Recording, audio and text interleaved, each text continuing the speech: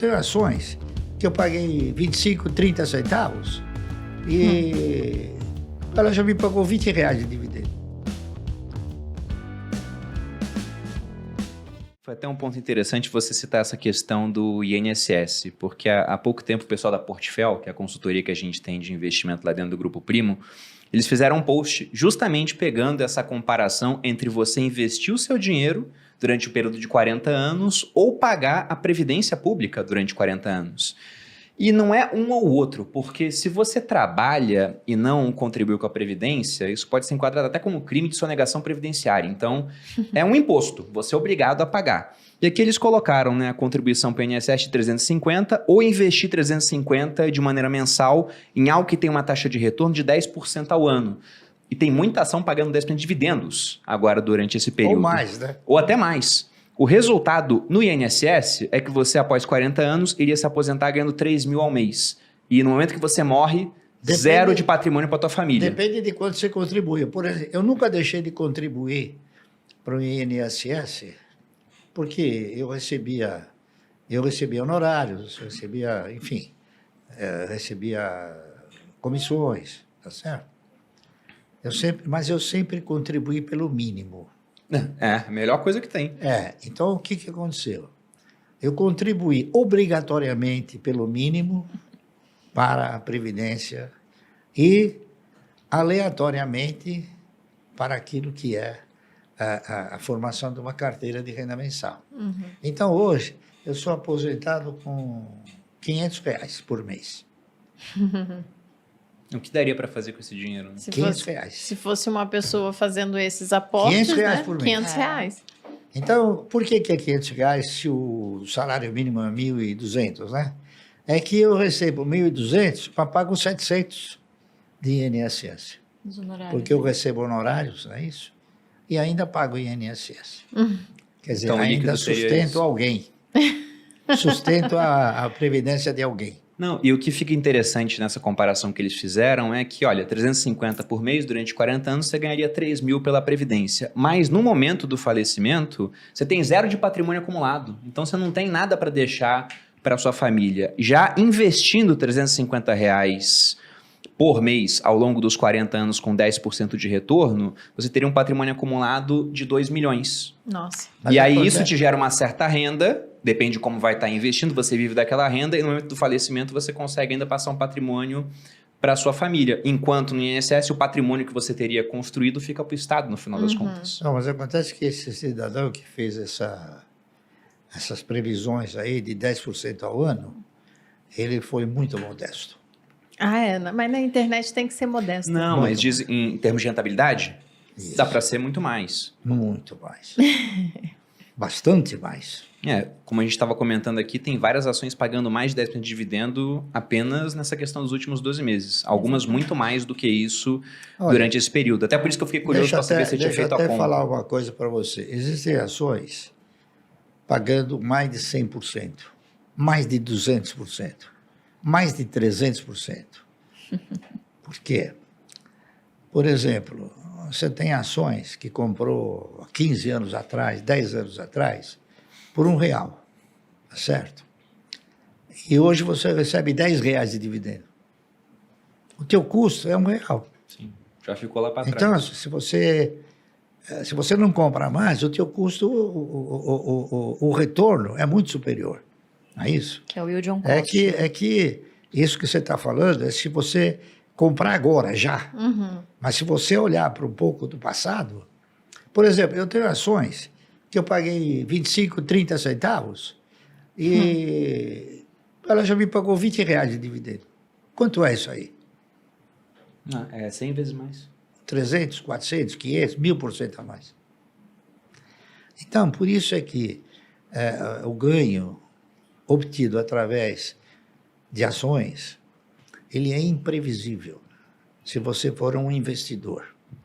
Depende do resultado da empresa, depende de uma série de fatores provenientes da empresa. E uma empresa que tem um histórico de ter um bom aproveitamento do seu parque fabril, tem um bom retorno, tá certo? Em termos de receita, gera riqueza, distribui essa riqueza, ela é uma empresa que vai sempre ter o quê? Uma condição sustentável para te devolver proventos. Então, Bom, é isso que tem que olhar, entendeu? não, concordo. E até aproveitando essa questão de que você investe há muito tempo. Se a gente colocar que você começou a investir na década de 70, então das 10 moedas que nós tivemos aqui no Brasil, que a gente já teve réis, mil réis, cruzeiro, cruzeiro novo, cruzado novo. Novo cruzado, novo cruzeiro. E depois de um tempo nem imprimia mais a moeda, só carimbava a antiga. Dessas 10 moedas, você pegou 8 durante sua trajetória como investidor. Você pegou hiperinflação aqui no Brasil. Não, Na acho verdade, que eu se a peguei gente mais pega de 8. Acho que eu peguei mais de 8. Então você pegou 9. Pegando desde que você nasceu, pode ter sido 9. Nós começamos desde 60, antes de 64, acho que teve o primeiro cruzeiro novo. Foi na década de 70, o Cruzeiro Novo, foi com os militares trocaram. Então foi logo depois do, Não, começo mas do começo do governo militar. Não, acho que teve antes, teve um cruzeiro novo, sim. Mas você pegou, pela minha conta, eu 8 das peguei 10. Peguei todas. Na verdade... E pegou um período de hiperinflação também. Como é que foi essa época? Né? Foi Porque uma hiperinflação. Mas como é que era? Porque eu fico pensando, o pessoal fala muito de, olha, o Brasil para crescer tem que ser mais produtivo. E aí o meu vô, ele falava, pô, como é que vai produzir naquela época? Você tinha que ir no mercado todo dia porque o preço estava sendo Exato. reajustado. Você tinha que tirar o dinheiro do banco no começo do dia e depositar no final, porque senão você não ganhava overnight e o dinheiro perdia valor. Então você passava das 24 horas do dia, umas 4 horas em Tentando fila. fazer compras, Por estocando, conta né? de hiperinflação. O mercado Imagina a ele loucura teve- que era. O mercado ele teve uma evolução, o mercado financeiro, é claro, né? Ele teve uma evolução. Quando se implantou a caderneta de poupança, o objetivo do Estado era retirar recursos do meio circulante, pagando um retorno ao cidadão. Então, se a memória não me trair, o primeiro intervalo de remuneração da caderneta de poupança era anual. Depois, ele passou a ser semestral. O cara tinha que deixar o dinheiro preso durante um ano para ganhar um retorno. Então. Então. Por quê? Porque você tinha uma visão de investimento maior. Então, voltou para 6 meses. Por quê? Porque aquilo abreviou. O sentimento de ganho abreviou. Tá certo? Depois de 6 meses, passou para 3 meses. Depois de 3 meses para 1 mês. Entendeu? Então, foi uma regressão gradual, não foi... Então, por quê? Porque também a estrutura financeira do país, ela veio se maculando nessa questão da inflação gradualmente, não foi de repente. Tá entendendo? Era bom para o pessoal ansioso, que adora comprar e vender, comprar e vender. Não, mas aí no caso não era comprar e vender. Aí no caso era o seguinte, quando você aplica os seus recursos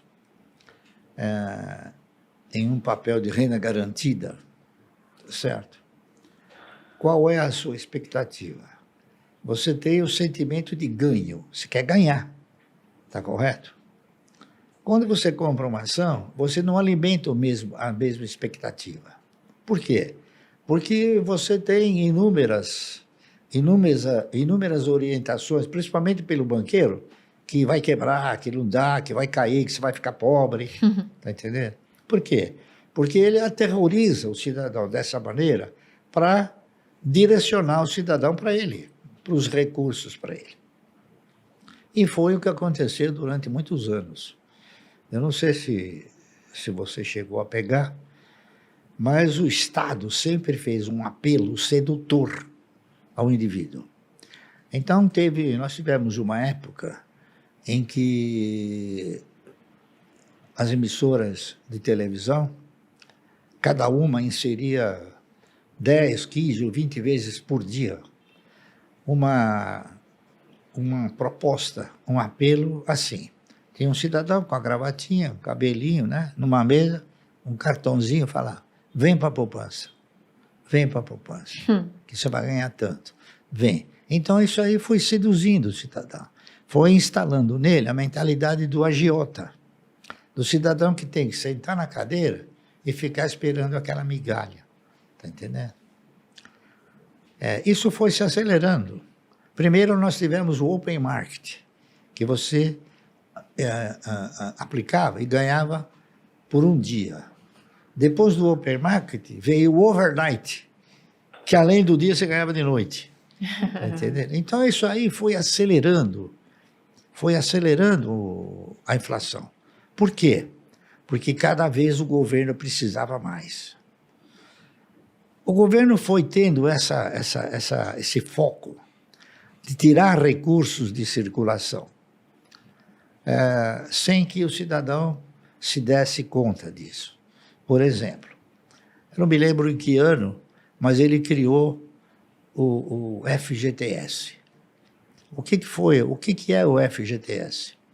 O FGTS é uma forma de você tirar dinheiro da empresa e ficar com ele. Uhum. Tá certo? Sim, por quê? Porque antes disso, governo. a empresa ficava com o dinheiro, na hora que tinha que indenizar o cidadão, ela pagava o cidadão. Agora não, ela tem que contribuir com isso. E acontece que o Estado é um péssimo gestor. O pior gestor que existe é o Estado. Por quê? Porque a maioria dos elementos que estão lá são incompetentes. Está entendendo? A grande realidade é essa. Então, se você quiser prosperar, não acredite no Estado. É o que eu fiz. Não acreditei no Estado. Acreditei nas perspectivas e nas possibilidades do mercado como um todo. E hoje, você escuta falar o seguinte: os planos. O país nunca teve um plano. O país teve conversões só, mas nunca teve um plano. Falar um plano, está entendendo? Um plano econômico de longo prazo.